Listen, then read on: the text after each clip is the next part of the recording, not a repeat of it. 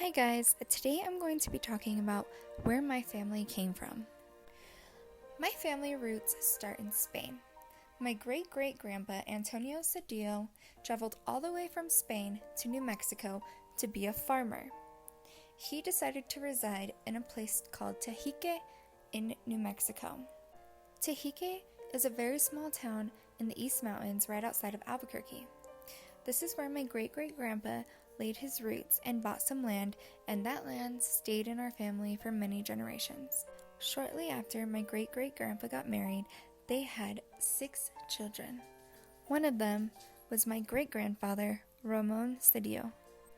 When my great-grandpa was just 18 years old, he married my great-grandma, Sarah. Shortly after they got married, they had 6 kids, one of which was my grandma, Angelina Cedillo. Life wasn't so easy for the Cedillos. My grandma grew up during the Great Depression. This was a very hard time for Ramon and Sarah. My great-grandpa, Ramon, had a very difficult time keeping a job because he only spoke Spanish. Only speaking Spanish during this time was looked down upon. America wanted English and English only.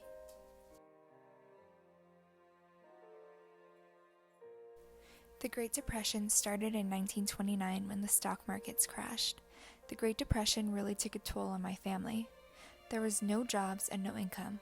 My great-grandpa had to find a way to support his family. He went from job to job with many bosses telling him because of the fact he cannot speak English, they don't want him there.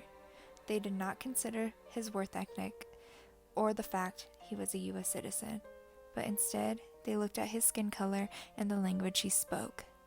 During these times, my grandpa felt that he wasn't worthy enough to find a job. They were once so poor that him nor my great-grandma would eat just so that they had food to feed the kids. He later found a job that would have him working in the shipyards in California. They were forced to split up their family in order to make ends meet. My grandma and her siblings lived with their grandma and had no communication with their parents for 4 months.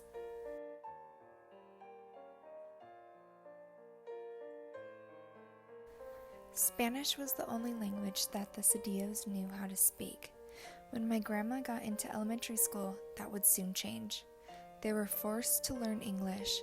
If they even spoke a little bit of Spanish, they would get hit by their teacher. It didn't take them long to learn English as they progressed in school. My great-grandpa valued an education. If my grandma or one of her siblings ever spoke Spanish in the house, my great-grandpa would tell them, quote, "Do not speak Spanish in this house. I don't want you to be stupid like me," end quote. And he would tell them this in Spanish because he did not know how to speak English. Getting told that, it made my grandma look down on her language and culture. By the time she graduated high school, she barely used Spanish anymore. After high school, my grandma fell in love and married my grandpa, Evaristo Muller. My grandpa was also from Spanish descent, but he was forced to learn English as well when he was a kid. Not long after that, they had my mom and my 2 aunties. Growing up, my mom never learned Spanish, neither did my aunties. My grandparents didn't find it important to teach them Spanish since they were forced to learn English. My great-grandparents at that time still only spoke Spanish, so it was hard for my mom and my aunties to communicate with them. My great-grandpa passed away in 1971. My great-grandma lived a very long life and passed away in 2004. After my great-grandparents passed away, the Spanish language went with them. When my mom grew up, she married my dad and had my brothers and I. Growing up, we never learned any Spanish. I didn't even know my great-great-grandpa had come from Spain until I was older. It seemed as if my family wasn't proud of where they came from. Talking to my grandma, she told me she didn't like being Spanish because she got in trouble for it. She felt like she was looked down upon because of her Spanish culture. Adults at that time, even my great-grandpa, made her believe that she was going to be stupid if she didn't learn English. Little did they realize that she would forget the language entirely by the 1960s. My grandma, to this day, believes that learning English was the best thing for her. I think that's only because they engraved in her that in order to be an American, you need to speak English. Her teachers never embraced her culture. Today, my mom doesn't know any Spanish. In the last 5 years, she has taken the time to learn about our family and where we came from. She always tells my brothers and I that she wishes she knew the language. She would have taught it to us. She thinks it would have been great to be bicultural today.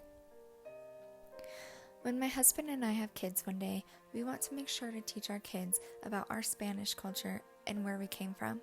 And we want them to decide if they want to learn more about it and if they want to learn the language.